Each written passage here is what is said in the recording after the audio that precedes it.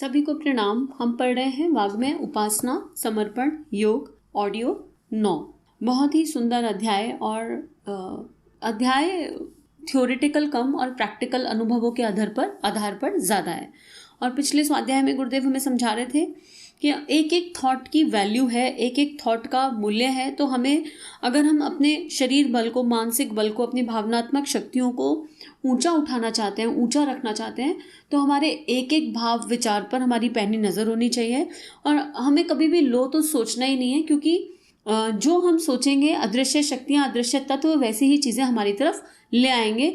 और यही केमिस्ट्री है, रसायन शास्त्र का भी यही नियम है, तो फिर स्पिरिचुअलिटी का भी यही नियम है।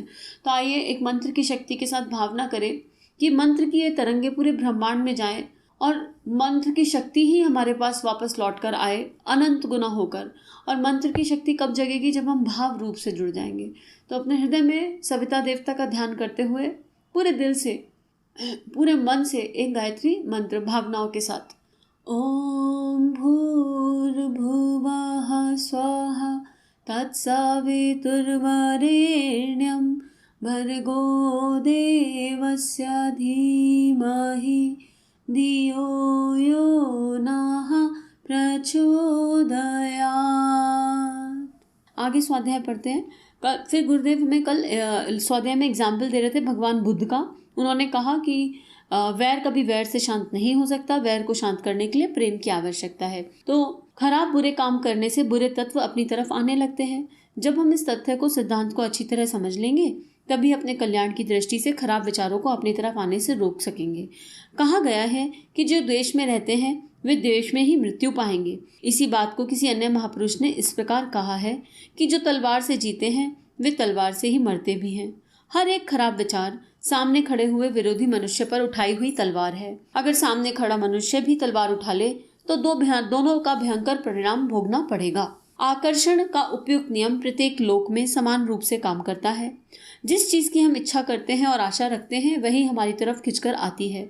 हम इच्छा तो एक वस्तु की करें और आशा दूसरी वस्तु की, और आशा दूसरी चीज की रखें, तो इसका परिणाम इस कहावत के अनुसार होगा कि दो घरों का मेहमान भूखा मरता है।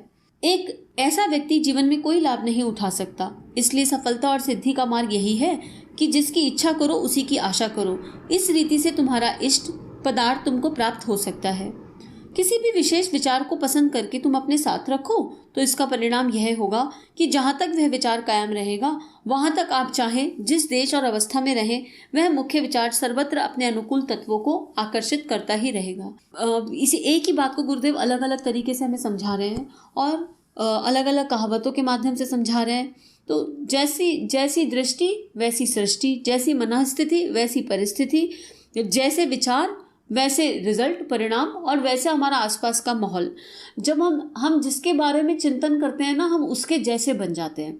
अगर मान लो हमारी लाइफ में कोई ऐसा जन है जिसे हम शरीर भाव में पसंद नहीं करते, हालांकि ये यात्रा 10वें अध्याय में यहाँ तक आ चुकी है कि अब ऐसा कोई रहना ही नहीं चाहिए जिसे हम पसंद ना करते हो, है ना। अब प्रेम सर्वोपरि एक भाव होना चाहिए। लेकिन फिर भी क्योंकि यात्रा है, लंबी है, कब होगा कब नहीं होगा पता नहीं, लेकिन यात्रा अगर शुरू हो गई है तो भी ये बहुत खूबसूरती की बात है। तो अब मान लीजिए किसी को आप पसंद नहीं करते और आपकी उनसे अपेक्षाएं भी हैं, इच्छाएं भी हैं, लेकिन वो इंसान आपके अनुरूप नहीं चलता है। तो फिर क्या होता है? दिन भर उसी इंसान का चिंतन मनन चलता रहता है। अब अगर आप उस इंसान पे इतना चिंतन मनन करेंगे तो आप उनकी अंदर की बुराई अच्छाई सब अपने व्यक्तित्व में समा कर ले जाएंगे। ये विज्ञान है, ये साइंस है। क्यों एक भक्त भगवान से एक हो जाता है? क्योंकि भक्त हर समय भगवान का चिंतन मनन करता रहता है, हर समय परमात्मा के बारे में, अपने इष्ट के बारे में सोचता रहता है। सोचते उस इष्ट के जैसा ही बन जाता है। ठाकुर में और माँ काली में अंतर नहीं रह गया था। माँ मीरा विलीन हो गई थी श्री कृष्ण में। कबीरदास जी चिंतन करते करते निराकार ही हो गए, कबीर फूलों में बदल गए। तो ये चिंतन की वो है, पावर ऑफ थॉट्स है ये। और यहाँ पर एक और चीज, इच्छा और जो सिद्धि के मार्ग पर, सिद्धि का मार्ग नहीं, जो हम इच्छा कर रहे हैं वही हमारी आशा होनी चाहिए। जब ये गुरुदेव कह रहे हैं तो इसका मतलब हमारे तीनों शरीर सिंक्रोनाइज होने चाहिए। मेरा दिल कह रहा है छोले भटूरे खा लो, दिमाग कह रहा है नहीं पाव भाजी भी अच्छी है, और शरीर से मैं खिचड़ी रही हूँ। तो अब सोचो उस खिचड़ी का कोई लाभ होने वाला है क्या?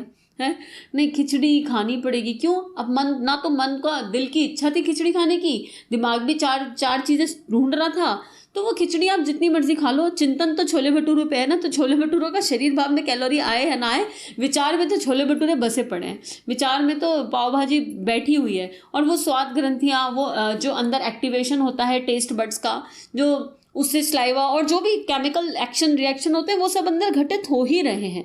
तो आप कितना ही खिचड़ी खा लो, जब खिचड़ी में मन ही नहीं है, और खिचड़ी फिर हैप्पी होके तो वैसे भी नहीं खा रहे अगर ऐसी परिस्थिति आ जाती है। तो तीनों चीज़ें एक सीध में होनी चाहिए, मेरे भाव, मेरे विचार और उसके अनुसार कर्म अपने आप बन जाएंगे। जब ये तीनों अलाइन होते हैं तो एनर्जी बॉडी भी अलाइन हो जाती है, मेरा ऑरा भी अलाइन हो जाता है, जिसकी बात यहाँ गुरुदेव एक्चुअली मैग्नेटिक फोर्स के रूप में कर रहे हैं। तो किसी विचार का बहुत प्रबल इच्छा के रूप में होना और उस इच्छा के पूर्ण होने की दृढ़ आशा रखना, इसी का नाम श्रद्धा है। अभी ये श्रद्धा पक्ष के सारे एग्जाम्पल थे, चाहे माँ मीरा हो, चाहे कबीर दास जी हो, चाहे आप कोई भी सिद्ध ले लो, गुरुदेव का जीवन श्रद्धा पे ही तो बीता। आदि शक्ति माँ गायत्री पे, गायत्री मंत्र पे श्रद्धा, और उसी ने उनके जीवन को पूर्ण परिवर्तित कर दिया। यह इच्छा जितनी अधिक प्रबल होती है, जितने परिमाण में उसी पर आशा रूपी जल सींचा जाता है, उतने परिणाम में ही वह इष्ट पदार्थ को अपनी तरफ आकर्षित करती है। अगर वह पदार्थ अदृश्य होता है तो श्रद्धा ही उसे दृश्य रूप में ला सकती है। श्रद्धा में शक्ति तो है। अब कुछ लोग जो बहुत नेगेटिव चिंतन करते हैं, मान लो अपने लिए ही करते हैं, अब कुछ लोग अपने आप को कहते हैं अरे हम तो दीनहीन है, हम तो दीनहीन है, हमें कहाँ कुछ आता है, हम तो दीनहीन है। अगर आप नॉन स्टॉप यही चिंतन कर रहे हो कि हम दीनहीन है, तो एक दिन दीनहीन जैसे ही हमारी परिस्थितियां क्रिएट हो जाएंगी। यहाँ मैटेरियलिस्टिक बात नहीं की जा रही है, पर विचार स्तर पर आत्मबल कम होने लगेगा। तो एक एक विचार आने से पहले सोच लो कि विचार क्यों आ रहा है, कहाँ से आ रहा है, क्यों, इसका मूल भाव क्या है। और अगर हम इसीलिए सुबह सुबह उठते ही जब आत्मबोध और तत्वबोध की साधना जो सुबह और रात के गुरुदेव बताते हैं, उसमें क्या कहते हैं, आँख खुलते ही एक ब्यूटीफुल थॉट क्रिएट करो अपने लिए, बहुत सुंदर थॉट। तो क्या थॉट क्रिएट करें? सबसे अच्छा थॉट ये, I am the happiest person on the earth. अब सोल लेवल पर थॉट क्रिएट करना भी अच्छा होता है, I am the happiest soul, I am the beautiful soul, मैं एक जीवंत आत्मा हूँ, मैं सच्चित आनंद हूँ, सब है। लेकिन ये थॉट क्रिएट करने में एक बात ये आ जाती है कि आत्मा तो है ही अजर अमर अविनाशी, लेकिन अभी हमें आत्म स्तर पर जीना कहाँ आ रहा है, अभी हम शरीर भाव में जी रहे हैं। तो अगर मैं सुबह उठ के थॉट क्रिएट कर रही हूँ I am a happy soul, तो actually I am a happy soul. मुझे ये कहना चाहिए I am a happy soul living life in soul consciousness, right. ये मेरा थॉट होना चाहिए। सोल तो मैं वैसे ही प्रसन्न हूँ, सच्चित आनंद हूँ, लेकिन मुझे सोल लेवल तक जीना आना चाहिए। तो उसके लिए शरीर की चीज़ों को ऊपर उठाना पड़ेगा। तो सबसे पहले उठते के साथ ही सबसे अच्छा थॉट ये है कि आँख बंद करें, सविता देवता का ध्यान करें या प्रकाश का ध्यान करें, जिस भी प्रकाश का कलर आपको पसंद है, या अपने इष्ट का ध्यान करें, अपने इष्ट मंत्र को पढ़ें और उसके बाद स्माइल करो, खूब हंसना है। अरे मैं प्रसन्नचित रहती हूँ, मैं प्रसन्न रहती हूँ, मैं प्रसन्न रहती हूँ, मैं आनंदित रहती हूँ, हर समय प्रफुल्लित रहती हूँ, उत्साह से भरी हुई रहती हूँ, मेरा आत्मबल जागृत है। इस तरह के थॉट भीतर भीतर क्रिएट करने हैं। और आप देखो रात को सोने से पहले भी कुछ दिव्य थॉट या कुछ दिव्य अच्छा सा स्वाध्याय करके सो जाओ आप, और आप देखना आपके जीवन में परिवर्तन आने लगेगा केवल मात्र इतना करने से। और ये एक्सपेरिमेंटल है सारी चीज़ें, गुरुदेव सारे एक्सपेरिमेंट अपनी लाइफ में करके गए हैं। और जब कोई सिद्ध अपने जीवन में एक्सपेरिमेंट करके कोई बात बताता है ना, तो उसको मान लेना चाहिए। यकीन नहीं भी हो तो एक बार मान लो, श्रद्धा अपने आप डेवलप होने लगेगी। रोबोटिक मोड में 90 दिन करके देखो आप, श्रद्धा भी आ जाएगी। अब यहाँ पर इसके आगे गुरुदेव लिख रहे हैं, परंतु इस श्रद्धा में जो थोड़ा बहुत भी शंका या भय का विचार मिल गया तो उसकी शक्ति क्षीण पड़ जाती है और उसका सफल होना कठिन हो जाता है। किसी भी विचार को यदि बार बार मन के सम्मुख लाया जाए और उसे दृढ़ श्रद्धा रूपी जल के साथ उसकी सिंचाई की जाए और सिंचाई के लिए मिलता रहे, तो उस विचार की शक्ति इतनी अधिक बढ़ जाती है कि कोई भी विघ्न बाधा उसके सामने नहीं टिकती और उसका परिणाम अवश्य संतोषजनक सिद्ध होता है। डाउट फीलिंग नहीं रखनी है अपने मन में। ये तो हमने पहले भी सुना था जब हम किताब पढ़ रहे थे आत्मविश्वास की, श्री प्रिया काउंसलिंग पे हमने किताब पढ़ी है आत्मविश्वास कैसे बढ़ाएं। उसमें इस पे बहुत जोर दिया गया है कि कोई भी श्रेष्ठ कार्य करने से पहले संशय मत लाओ, अरे ये कर पाएंगे, ये हो पाएगा, हम कर सकते हैं, नहीं कर सकते हैं, इस तरह के थॉट मन में नहीं लाने। अगर एक बार भी हमने संशय ले आया तो हमने यूनिवर्सल एनर्जीज में कहीं ना कहीं इंटरफेयर कर दिया। सो हमें नहीं इंटरफेयर करना चाहिए। और एक्सपेरिमेंट करने जा रहे हैं ना तो भी संशय के साथ नहीं। अगर आपको विश्वास नहीं है तब भी आप रोबोटिक मोड पे न्यूट्रल भाव से एक्सपेरिमेंट करने जाओ कि okay universe I am trying, ब्रह्मांड आप बता रहे हैं तो मैं कोशिश करके देखता हूँ, मैं कोशिश कर रहा हूँ, देखते हैं ना। यहाँ रिजल्ट की इच्छा है ना फल की इच्छा है, बस अपनी कोशिशों पर फोकस, अपने 100% कोशिश पर फोकस। और अगर आपने कोशिश करी मान लो और आपके मन में भाव ये बैठा है आज ट्राई किया है 90 दिन बाद 100% बदलाव आ जाएगा, तो फिर आपको कभी नहीं मिलेगा वो बदलाव। क्यों? क्योंकि एक्सपेक्टेशन है। अब ट्राई कर लिया, 90 दिन हो गए, बदलाव आया 40%, इच्छा थी 100 की, तो मन क्या कहेगा? मन कहेगा कोई फायदा नहीं है, क्योंकि उस 40 के लिए तो ग्रेटिट्यूड डिपॉजिट करना याद ही नहीं आएगा ना कि एक थैंक यू की भी फीलिंग है। अरे जहाँ से शुरू किया था वहाँ से 40% तो आगे बढ़े, तो उस 40 का धन्यवाद कौन बोलेगा भगवान को? तो ये सब चीज़ें स्मरण रखने योग्य हैं जब हम विचार की शक्ति की बात कर रहे हैं, जब हम लॉ ऑफ अट्रैक्शन की बात कर रहे हैं। और लॉ ऑफ अट्रैक्शन तभी सक्सेसफुल भी होता है जब अंदर विश्वास की शक्ति मजबूत हो और दिन भर का चिंतन मनन उसके विपरीत नहीं करना है। अपने आप को बार बार रिमाइंडर देना है कि सुबह का संकल्प क्या था, सुबह का भाव क्या था। इसके आगे हमको अब यह प्रतीत होने लग गया है कि भविष्य में अधिकाधिक प्रतीत होता जाएगा कि श्रद्धा के संबंध में ऊपर जो कुछ कहा गया है वह कोई हवाई कल्पना नहीं वरन एक वैज्ञानिक तथ्य है और उसकी नींव अचल नियमों पर टिकी है। रसायन विज्ञान भी धीरे धीरे विचार शक्ति के मूल में रहने वाले नियमों की खोज करने में प्रयत्नशील है। ये देखो ये क्या है, ये गुरुदेव ने इस पैराग्राफ में ना जो वो कह रहे हैं उसको प्रूफ भी कर दिया। अभी उपासना समर्पण योग वाग में पता नहीं कब लिखा था, गुरुदेव को तो गए हुए तक शरीर छोड़े हुए इतना समय हो गया और उन्होंने कब ये लेखन किया होगा, ठीक है, कम से कम नहीं तो आप समझ लो 1970 में लिखा होगा जहाँ तक है, ठीक है। अब उस समय भी गुरुदेव ने एक कॉन्फिडेंस से एक विचार लिख रखा है कि आज जब हम लिख रहे हैं तब तो हमें पता नहीं, पर भविष्य में विज्ञान इसको प्रूफ करेगा। उस समय का कॉन्फिडेंस अभी सच हो रहा है। एक्चुअली विज्ञान ने प्रूफ कर रखी है ये बात, हमें पता है लॉ ऑफ अट्रैक्शन क्या होता है, हम सबको साइंटिफिकली पता है, जैसा हम सोचते हैं वैसा हम बन जाते हैं और विज्ञान इस पर रिसर्च कर रहा है और रिसर्चों से ये बात सच भी साबित हो रही है। तो इसको कहते हैं कॉन्फिडेंस, को कहते हैं श्रद्धा और भाव की शक्ति, इसको कहते हैं विचार की शक्ति। कि एक विचार यूनिवर्स में कितने सालों पहले छोड़ के गए हैं लिखते हुए, और छोड़ के नहीं गए, उन्होंने उस विचार को जिया है, बस उसको लिख गए कि हमारी जैसी बुद्धि भी उसको समझ जाए। आजकल संकल्प बल के संबंध में बहुत बातें सुनने में आती हैं। संकल्प बल के शब्दार्थ से ही मालूम पड़ते हैं कि वह संकल्प अर्थात विचारों का बल है। जिसे हम संकल्प कहते हैं उस संकल्प के द्वारा ही विचार एकत्रित होकर एक विशेष रूप ग्रहण करते हैं और उसी के अनुपात से अपने निश्चित कार्य में विजयी सिद्ध होते हैं। संकल्प बल दो प्रकार का होता है, एक लौकिक, दूसरा दैवी। इनमें लौकिक संकल्प बल तो मन तथा शरीर से संबंध रखता है और इस कारण उसे द्वितीय श्रेणी में गिना जाता है। जिन लोगों को इस बात का ज्ञान नहीं कि स्थूल इंद्रियों और मन की अपेक्षा उच्च श्रेणी की एक आध्यात्मिक जीवन भी होता है, वे ही मनुष्य इस द्वितीय श्रेणी के संकल्प को पसंद करते हैं और उसमें जीवन व्यतीत करते हैं। पर उच्च जीवन का अनुभव मिलने पर भी मन तथा इंद्रियों की शक्ति कुछ घटती नहीं, उल्टा आध्यात्मिक शक्ति द्वारा मन तथा इंद्रियों को पूर्ण रूप से विकास होता है और उनके ग्रहण करने की शक्ति बहुत तीव्र बन जाती है।